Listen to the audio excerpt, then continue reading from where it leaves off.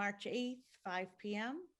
All board members are in attendance with Kristen Kennedy, Tim Myers, and Mark Taylor. And in keeping with the ongoing emergency order from Governor Charles Baker to limit gatherings and maximize social distancing, and under legislation passed to address remote board meetings during the emergency declaration, this meeting will be conducted over Zoom.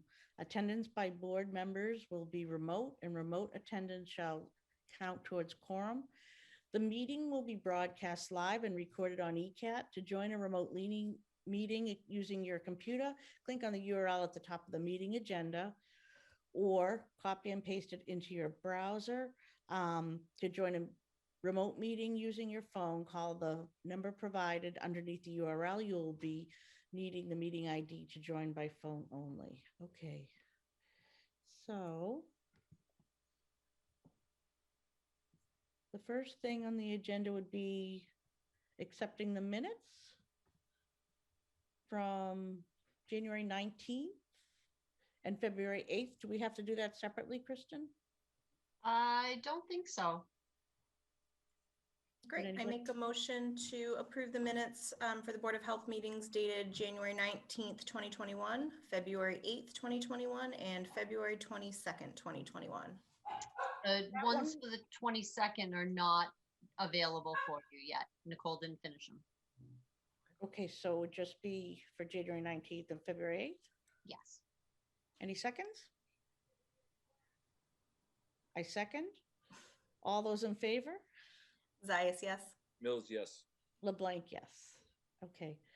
The next thing on the agenda is the variance for 11 Pheasant Lane, a request of variance from the code, which requires a minimum 20-foot setback from a foundation to an SAS. This variance is asking for approval to allow a reduction from 20 to 10 feet setback. So I believe I have the engineer in the waiting room. Let me just bring him over.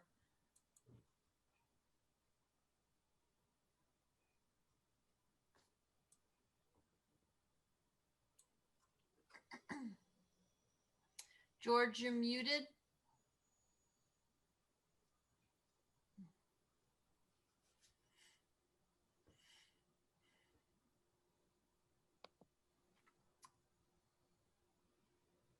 George, do you want to go ahead?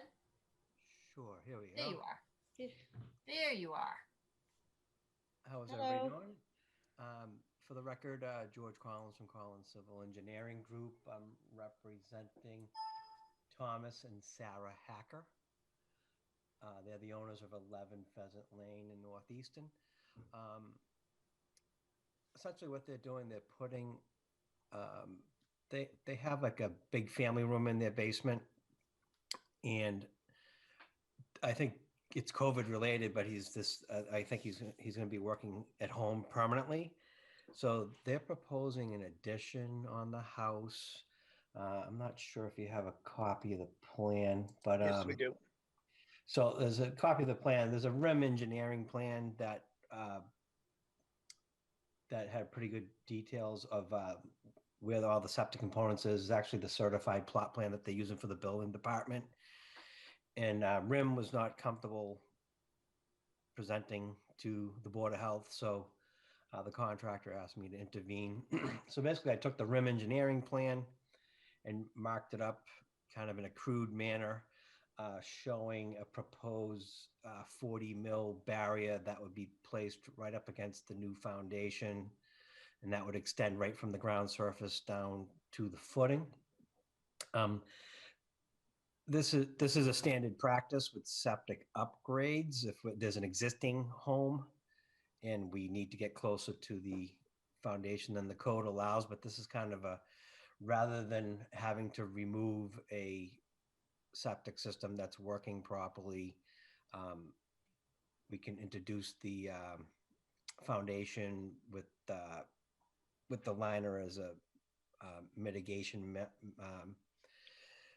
factor to just make sure that we don't have any leachate or gases migrating towards the foundation. So basically, the way the layout of the house, the addition worked out, It ended up being 10 feet off between the soil absorption system and the proposed foundation. And I did submit floor plans. Originally, it had a normal door opening going into the office. As we know, everybody calls these rooms offices, and but if they create privacy, then they actually become classified as a bedroom. So they're proposing an 8-foot wide opening. So there'll be absolutely no confusion as to the fact that it does not have privacy and that it would not be functioning as a bedroom. So, and like I said, so the septic, so basically that's what's going on here. I know this is something that we have done in the past. I'd be more than happy to answer any questions anybody might have. George, would it be possible to get a set of plans that you've stamped in lieu of these RIM plans, seeing you're the engineer on record asking for the variance? Just showing where the components are? I mean, this is a stamped plan by Craig. I don't know how to spell it. CYGAWNOSKI. I have it on my computer next. I mean, if I were to do this, I've done this before with my own as-built. And to be honest with you, the only way that I would feel comfortable doing this would be if I personally went out and exposed, if it's my own in-house data, I don't mind putting it on a plan. George, I agree with Mark. If you're representing this and you're asking for the vaccine, then the paperwork, I mean, not the vaccine. You can tell what I spend most of my day talking about. If you're representing the variance, we need certification from you that it is 10 feet, not 5 feet, or, Yeah. I think either the components need to be located, or whatever it takes for you to be comfortable putting your stamp on something. Okay. You're asking for the variance. We need something stamped from you. Okay. Or what if I had the other engineer sit in on the Zoom meeting? I mean, I probably could have had that done. I mean, basically. What was his discomfort? Asking for the variance, or He'd never technology? done a variance before, apparently, and wasn't, and so the contractor reached out to me. He says, I know you do a lot of work in Easton. So. I mean, if it's a technology issue, and he's comfortable learning the process for the variance, that's one option. The other option is, I agree with Mark, something stamped by you. Okay, so one of two options. One would be for me to generate a plan, or the second option would be to have the other engineer present at the meeting. Well, and I would say he's the one asking for the variance, representing the variance. So, I mean. Okay, I mean, this is what we were trying to avoid, but that's fine. You're the board. And I'm not the board. That's staff's recommendation to the board. Like I said, we have a plan stamped by a registered professional engineer showing dimensions in tenths of a foot between the septic components and the proposed. So but you're not comfortable enough putting your stamp on a drawing based on something that I have not done any subsurface research on. That's correct. Right, and you're asking the board to accept something stamped by another registered professional engineer who did not draw the addition on. The addition is drawn on. No, it's a proposed house addition. This is the certified plot plan that's going to the building inspector, and the intent of this was for zoning and to depict the location of the septic system. So if you look at the thing, it says a proposed house addition. So the intent of this plan was dated October 6th, 2020. So the intent of this plan was to go to the building inspector and to depict the location of the septic components. Actually, and you know what? This is a professional land surveyor, and to be perfectly honest with you, a professional land surveyor is legally in a better position to certify dimensions than an engineer. Maybe you can clarify then, you're just here as the face for them, in that they're I'm- uncomfortable with the request or the process? I think it was the or, process, basically, I don't know how much work RIM does in the town, but they, the contractor reached out to me, he said RIM isn't comfortable going before the board. Is this something you can take care of? And I said, well, I can use the other. So basically, I can use the plan that RIM already generated. And again, my professional opinion is a land surveyor is technically in a better position to certify dimensions than an engineer, because that's what they do. They measure things. So have you spoken to RIM at all, or have you only spoken with the contractor? I've only dealt with the contractor. Okay, I'm not entirely comfortable with, just for the board, I mean, that the homeowner might not even know George is asking, on his behalf. I think we need the Because- engineer of record representing, whether you hold his hand, I think we're all fine with that. Yeah. But I think the engineer who put this paper together needs to represent the proposal. To present it. Are you okay with my paperwork and the abutter notification? And then if I got this surveyor to go to the meeting? Because it's not just him being here, but like any questions we have, we're gonna be asking them of you. So I just feel like if this is something he wants, we should be able to, ask him and stuff. I don't know, like, I'll be honest, I don't understand it as well as Kristen, but it feels really sketchy to me. I don't know. Chris? Well, I trust you, George. I just feel like, I don't know, I don't understand it. That's my company motto, sketchy. I mean, had the engineering company put in writing, we're asking George Collins to help us with this, I that was would just be gonna say completely that. different. I'm just, so again, not real comfortable. I don't feel real comfortable. There seems to be a disconnect somewhere. Yeah, I mean, basically the two things I'm doing is I'm proposing the mitigation, which is the liner, and I've helped them with the administrative process, basically. But I'm taking the plan that's stamped by a registered land surveyor at its face value. And again, this is the plan that they're using for the building permit. So again, whatever the board is comfortable with. Again, like say I requested a continuance this evening, hypothetically, what would you expect between now and the next meeting? Would you want this gentleman from RIM Engineering to be present at the meeting, or do you want some documentation between now and then? Go ahead, Mark. I was going to suggest, and Kristen, interject please, and the board, like Kristen said, maybe a letter from the engineer saying you're representing them on their behalf.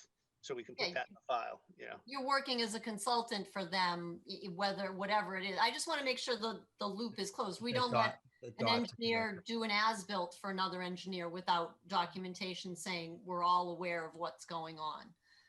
Chris, I'm sorry to call you out, but do you have any experience with this? And well, yes and no. I'm just trying to understand. I'm trying to look at the plans. That's why my head is down. Yeah. So I don't think it's so much the plan is the fact that the engineer doesn't even know George is here asking for a variance on his plan. There's like no chain of custody. So Yeah. so as far as like a liability standpoint, who do you trace things back to?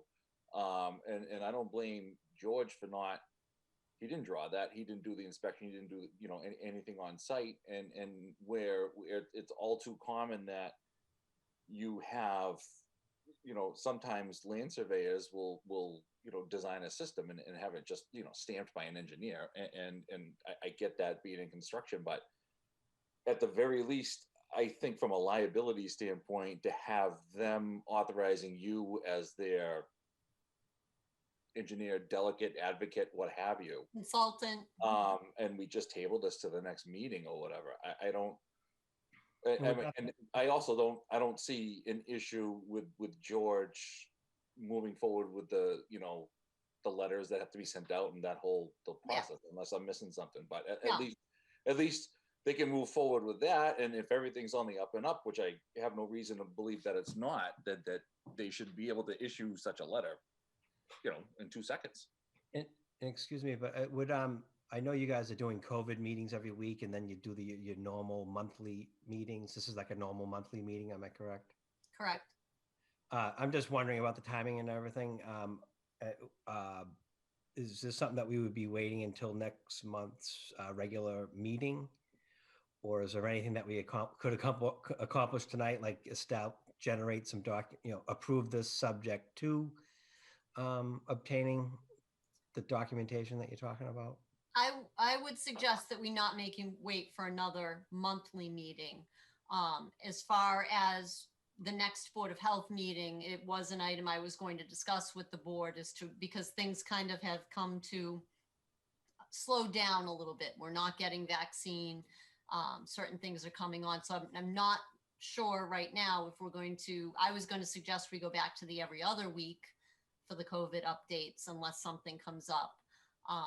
But I certainly, if you want to meet next week, we will. If you want to meet 2 weeks from now, I would say that we put George's project pending the documentation coming in on the next time that the board meets. I don't see why the board can't go back to just a bi-weekly schedule and then eventually taper back to monthly once, based on the CDC and stuff like that. I'd like to think that we might even be in person by the end of the summer. But that being said, I don't see why we can't go back to 2 weeks, George. I mean, is that? Sure. Yeah. No, I think this has been kind of kicking around for a while. I even think a month probably wouldn't be a big deal. I just want to be able to respond, get back to everybody. I make a motion to table everything until 2 weeks from today. Seconded. All those in favor? Zayas, yes. Mills, yes. LeBlanc, yes. Sorry about that, George. Yeah, not a problem. Thanks, And George. then, I know it's a pain. just again, quick question. Are you looking just for a letter from RIM Engineering, or would you prefer to have somebody from RIM Engineering present? I think the Mark. letter would be fine.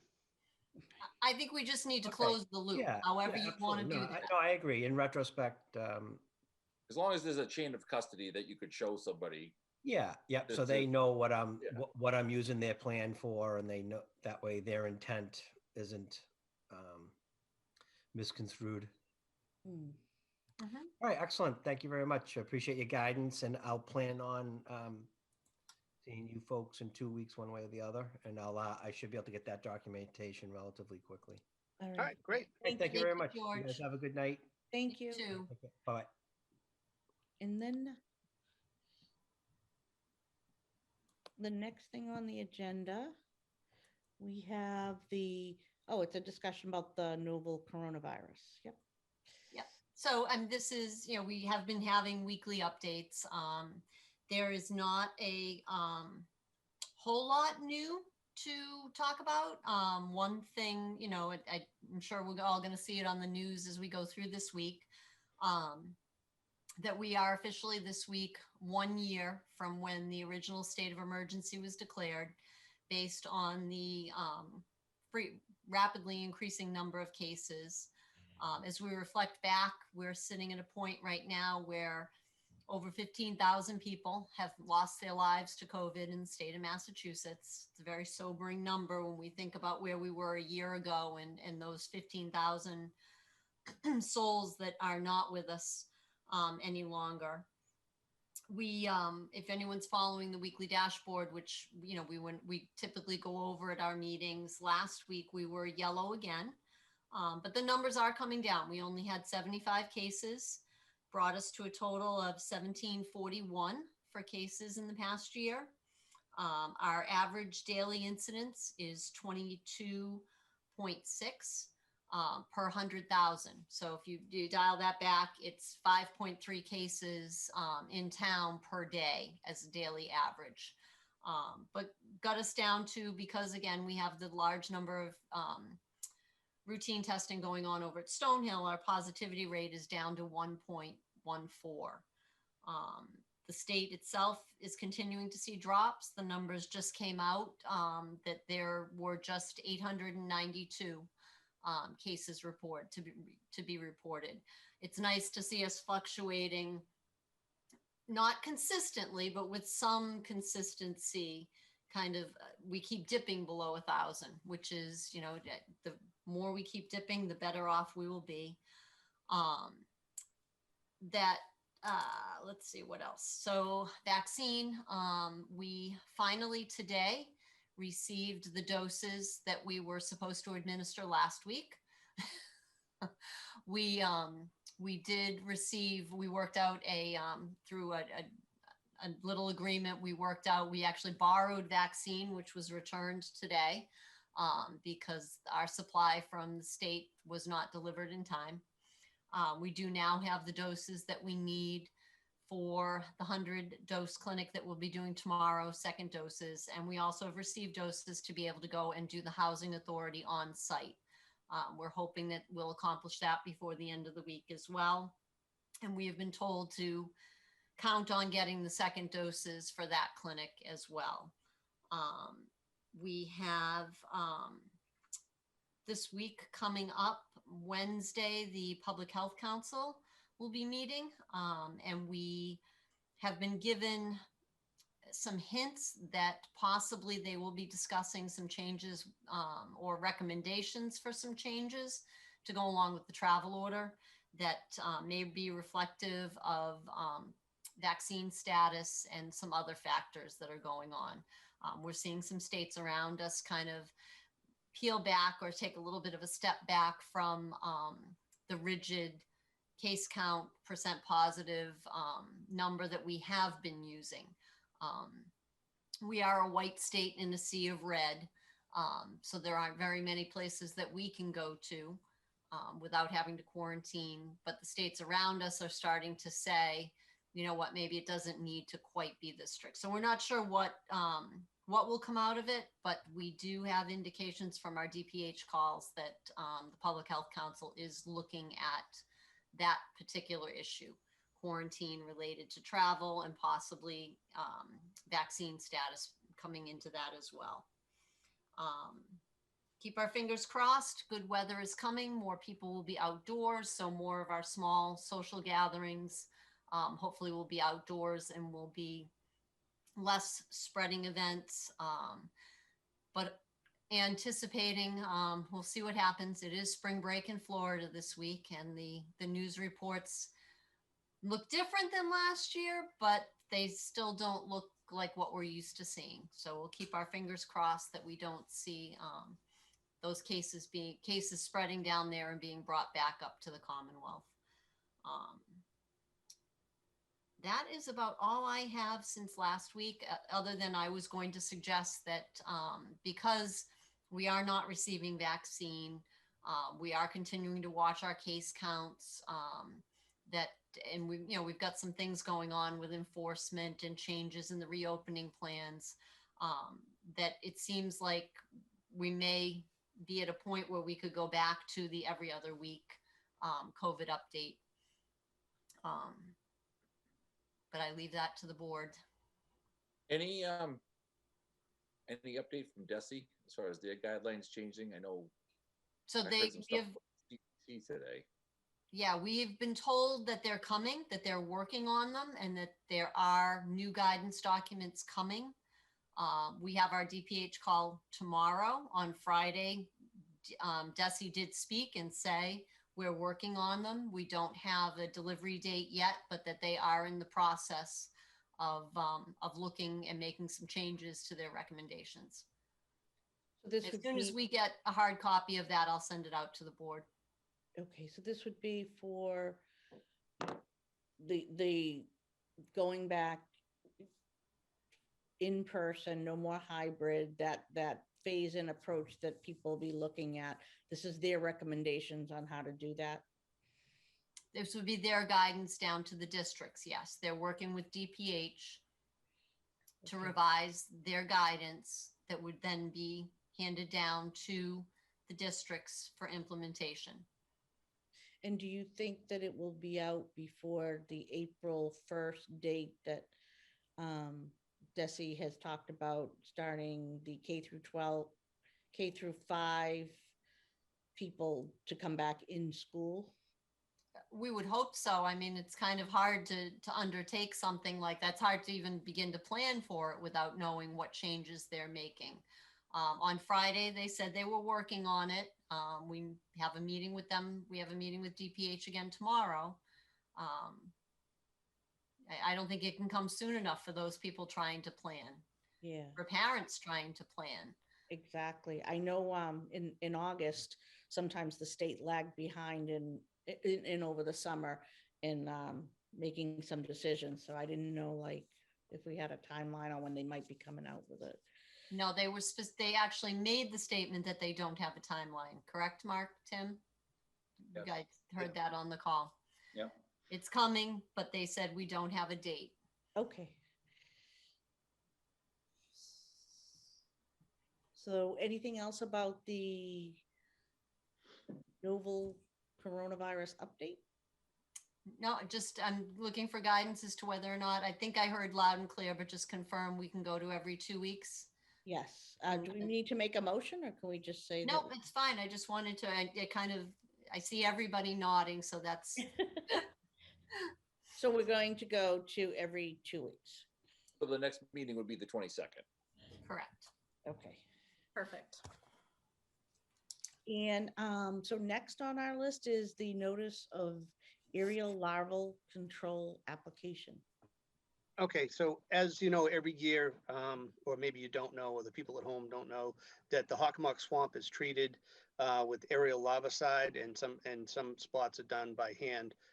What they do is they go over before the tree canopy actually grows out, and they drop larvicide in it to help control the mosquitoes. They did a smaller section last year with a pelletized form because it's very expensive, and we seem to have good results.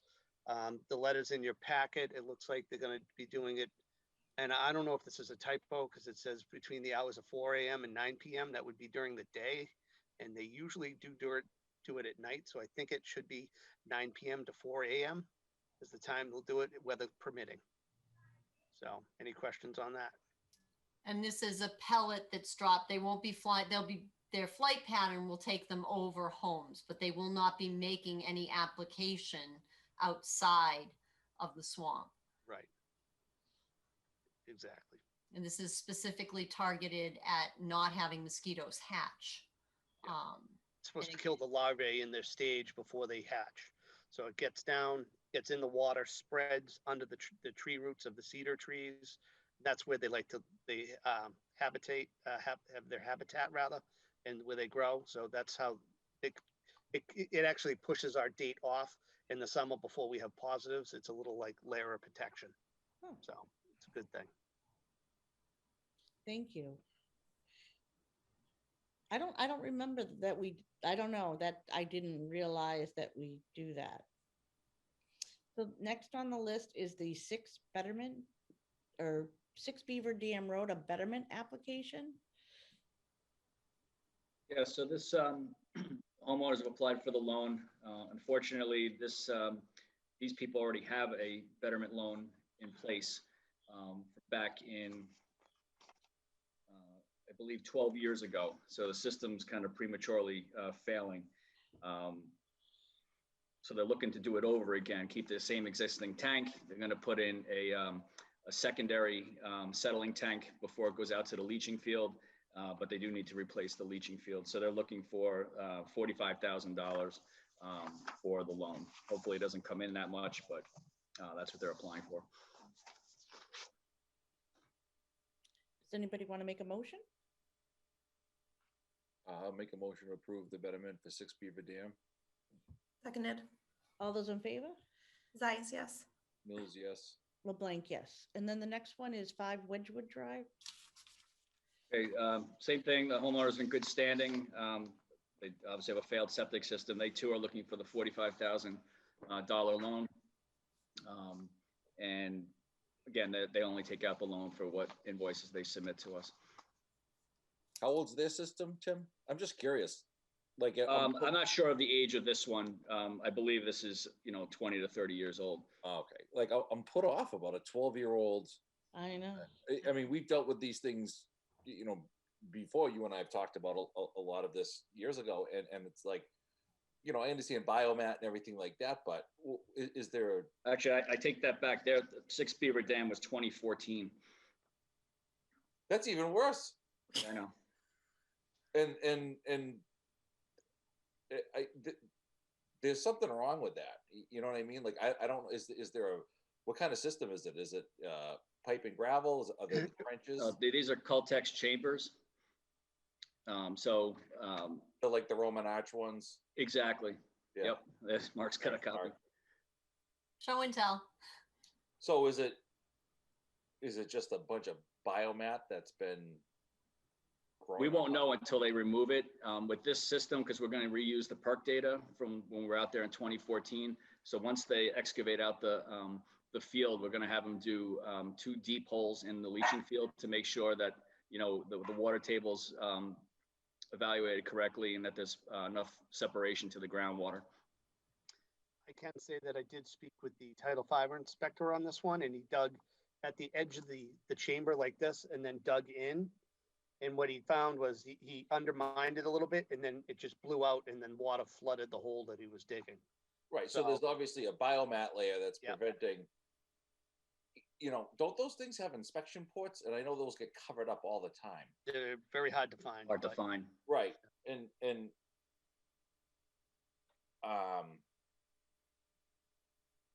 why aren't they at grade? I mean, what's the point of having an inspection port if you can't find it? There's supposed to be swing ties to find it. It's Right. just hard to find. They're supposed to be only 3 inches under grade. So this family has to now pay off this failed set system that's only a few years old and then take out another loan for a new system? Yes.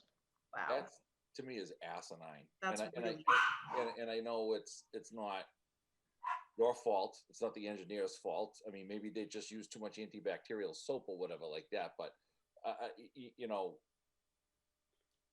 having had similar issues, these systems can't be failing. And I mean, I'm almost at the point where it's like, can they take a vote to not allow those types of systems being used? Because it seems like they're being used more and more and more. And I'm assuming it's for a cost-effective reason. And you know, as a general contractor, I can appreciate that. But you know, when you're going to be into a leaching field for 45 grand, that's 7 years old.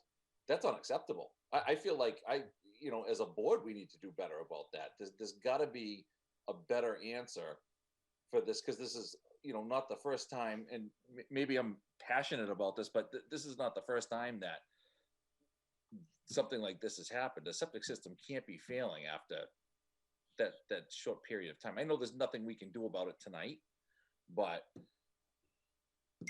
there's got to be some sort of, you know, revisiting of this or what have you, maybe when things slow down coronavirus wise or whatever, because it just, I'll always approve a betterment and vote to approve it. But I mean, I feel absolutely terrible. A family has to borrow 45 grand to replace a system that they may or may not have even paid off previously. That to me is, and I'm sure this is at a state level, and I'm preaching to the choir or what have you, but there has got to be a better explanation than, well, you have biomat growing. Well, then design me a different system that is going to prevent that, because that is ridiculous. You know, I mean, So Are they? and my frustration, you know, Mark and Tim, you know my frustration, and that's not directed at you guys, but it's like, I know what these people are going through, and this is just getting foolish. And again, it's not even like it's a cheap system anymore. You know what I mean? Like, what's the cost difference between that versus pipe and gravel? Right. A lot of the reason that they go with the Cultec chambers is you get sidewall credit. On the side of the chambers, there's little louvers. You probably can't see it, but they go up to about here where the invert goes in. And for the sidewall credit, you can reduce the size of the footprint of the field. And that's why they're very widely used, because it makes a smaller footprint. Smaller footprint means less amount of sand, and that's why they're favored. I'm going to go on a limb and say that's not really. I'm just telling you why they're used. I'm not saying it's. Yeah. Right, it's I good mean, nor and bad. one of the things that we have to remember is this is, so in this whole process, the homeowner has chosen an engineer. There are many different ones to choose from. I understand how the Once process they've works. chosen an engineer, the engineer chooses the type of system. Again, there are many different types to choose from. You're right, Chris, pipe and stone is one option. So, and as we get further into the construction of this, they'll be doing a little bit more investigative work to find out or to ensure that all the data that it was based off of was correct, and that the only way to actually look at some of the pieces of this are going to be through the replacement of it. And there are so, as you know, there are so many factors involved in this, what the waste coming out of this house is actually comprised of. It seems like they may have, they're already suggesting that they're going to put a secondary tank in, which is why some of our They have an injector pump from the basement. So the thought process behind that is, when that kicks on, it rushes into the septic tank very quickly, stirs up the septic tank, and some of the suspended solids might get carried into the leaching field. So that's why they're doing the secondary tank this time around.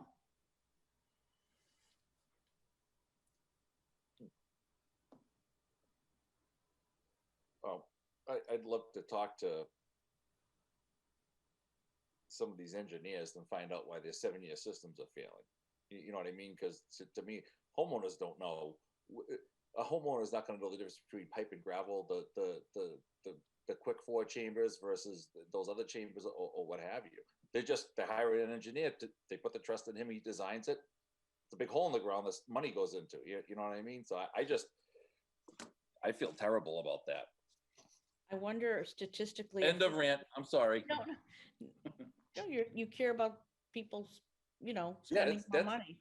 That's irritating. I mean, if I were the general contractor that hired that guy to do the system and everything like that, I would feel responsible, even though it's 7 years down the road. And that's just, I'd love to hear what the engineers have to say about their system that's failing after 7 years. Is this something that's tracked and there might be statistics out there, or no? Does anyone know? It's not tracked per se, but there are some systems that are failing prematurely. I apologize. I'm sorry. It was just Don't be sorry. You don't have to be sorry. You're doing great. that is, I can't do a lot from this chair, but I do feel bad for people that are dealing with that issue, and it's more common than not, and it's just one of those. I almost feel like when I see the septic plans, I want to grill these engineers. Like, you know what I mean? That there's that and whatever. Next. You just alerted the public, though, whoever's watching, to make sure they understand that the biomap might, there might be issues with that. And that they have choices. They have choices Yeah. between choosing an engineer. They have choices between their contractor, and to not be afraid to ask questions if they don't understand. There's also, questions that can be asked of us as far as maintaining their septic system. Some people don't realize, little things that they can do that help give their system a longer life, or things that they cannot do that, actually do cut years off of the septic system. So you've raised a lot of good issues for the public, Chris. Yeah. As far as being an educated consumer, because that it is what it is. It's a consumer product that they're getting. Our role is making sure that it meets the code, and we oversee the construction to make sure Right. that the I mean, the construction is done. frustrating thing with those types of systems is there's very little you can do to disrupt that biomat, as opposed to, if you had pipe and gravel, you could hydrojet it. You could there's things you could do to stir it up. I mean, wow. What are you gonna do? There's nothing. We're not engineers, but it just.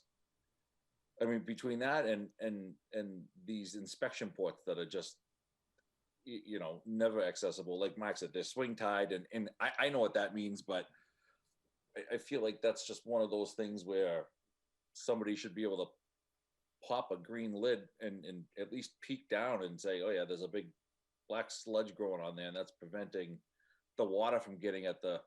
It's something we could add to our local regulations, that one of those green caps that they put over the people that have irrigation. Yeah, like a handhold. Yeah. Yeah, and have that to grade and have the pipe below it. I mean, that's, At you know, least you know what's when going things- on. I mean, yeah, that's things slow short- down and It's you short know, money. so. And then maybe one day they'll invent some kind of robotic rake that you can put through there and just scrape it off. That's all that needs to be done, you know. And unfortunately, once you dig the hole in the ground, you just put a new thing in. But and what's the new system that they're designing? Please tell me it's not the arches again. I believe it is, but Go ahead, it's- say it with a straight face. I believe it is, but they're not taking the sidewall credit, so the field is a little bit long. It's longer. They have extra 1 or 2 chambers on each row. Yeah. Man, what are you gonna do? I mean, you And I guys. checked the water. I checked the water use. They were not using more than what is recommended or designed for. I mean, you guys do. You guys. I mean, I know first. You guys actually care about people's systems. I know it's not you. It's either these people that use too much antibacterial soap, or I mean, I don't know. At this point, we're gonna start washing our dishes with Ivory bar soap just to save our septic. But it's terrible, you know. So I'm sorry. No, thank you, Chris. We do have one more too, though. We have 15 Gyra Lane. That actually is not going to be on this week's meeting. Oh, We never okay. received the application in time, so. Okay. Then anything else? No complaints, nothing like that? I did receive a call from Easton Fire today to go out to a home on South Street where they had received 200 gallons of oil in an empty tank, and the tank itself, the leg broke off of it, so the tank tipped, broke the spout off it, and it went into the sump pump, which then pumped it into the woods. So DEP was called. I was out there for approximately 2 hours. Conservation, I called conservation, let them know, because it did get into a stream. The fire department did an excellent job. They boomed the stream with 3M pads and 3M booms, which only absorb oil, and oil floats. So it went down, and luckily during the culvert, there was a big thick brick of ice, and that's where it kind of pooled and stopped. So about 200 gallons of home heating oil out into the woods. So that'll be cleaned up. So Wow. that I figured to let you guys know that happened today in case you hear anything around the grapevine. I did hear that it actually the cleanup went really, really well. Yeah. Some of the guys working today, that it was those we call them DEP. bikes, but they work really well. Yeah, DEP was ecstatic. He goes, "This is what I always hoped to show up and see." You know, is So what Like- did the tank rupture, and then the sump pump just picked up the. it drained on the floor into the sump hole, and then it was a shallow sump hole, probably 12 inches deep. So it just kept filling up and pumping out into the woods, which less oil in the basement, Yeah, I mean, but oil in the environment, it's not a good thing. So, but that's Wow. my only third or fourth oil spill since 2009. So at least we're not doing too bad. the oil tank ruptures are just awful. Yeah. I feel so bad when that happens to people. Yeah. So How often does it happen? as I said, that was the third one since 2009. Yeah, I've only seen 3 in I've been on for 24 years. Okay. And it's like there's some neat tricks that you learn to stop it, but no one knows them. So Are you gonna share 'em? Put a shot back on your fill spout, and that'll create enough suction through the Venturi vent that it'll slow that leak down to almost nothing. You know, unless it's like a hole someone blasted with a 12 gauge, and then you got bigger problems. But if it's your typical rusty, rotted leak, that it really works really well. Wow. something else we can all worry about. Yeah, fun fact. So if that's it, we can make a motion to, I can make a motion to adjourn the meeting at 5:45 PM. Seconded. All those in favor? Zayas, yes. Mills, yes. LeBlanc, yes. Thanks a lot, everybody. Thank you. Thanks. Have a good Bye-bye. night or two.